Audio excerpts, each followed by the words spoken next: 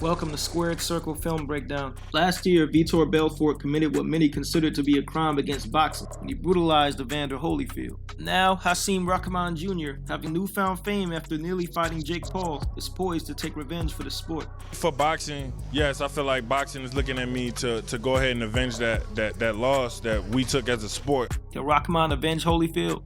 Will Vitor collect another boxing scalp? Today we'll analyze both fighters and try to figure out the most likely outcome.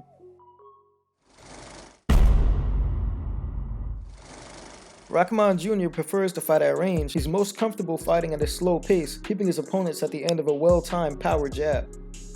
When he does get in range, Rahman prefers to work the body. When he commits, he's an hellacious body puncher.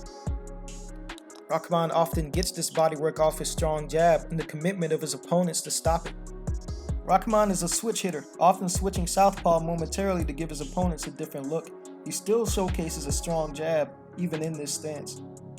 The oftentimes tentative Rahman Jr. is also good at picking his shots, especially when his opponent resorts to an inactive high guard. He shows a skill at placing shots through and around the guard. Unfortunately for me, that's where the pros for Rahman's style end. Starting with his stance, Rahman's guard is almost always low with his chin up. Combined with that, he rarely uses head movement, opting to leave his head constantly in the A slot.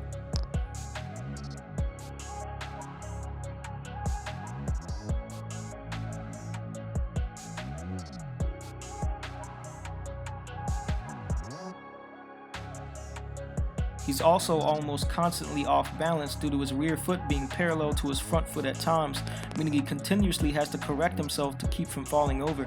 He also crosses his feet constantly. In stance, when moving in a certain direction, you should always step with whatever foot is in that direction first. For example, if you want to move left, you should step with your left foot first.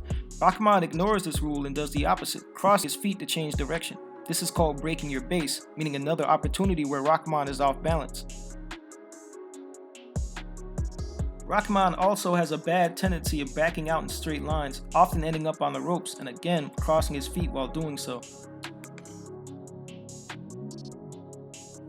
When Rahman does occasionally use head movement, it's often ducking low with his hands down to get under hooks, obviously leaving him open to uppercuts.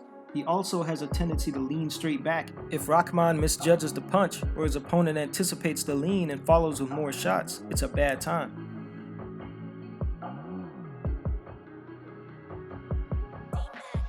At times, Rahman Jr. will default to a stationary high guard.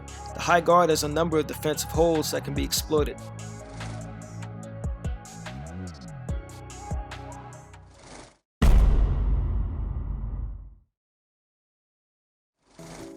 Not a lot on Vitor, so we'll keep it short. Vitor Belfort fights out of an active high guard, keeping his hands high to his face, but also using them to pick off and parry shots.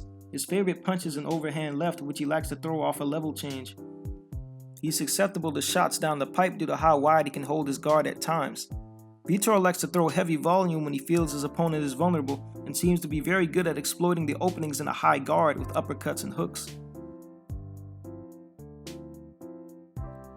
Vitor also telegraphs his overhand by hopping into a wide stance to get leverage onto the punch.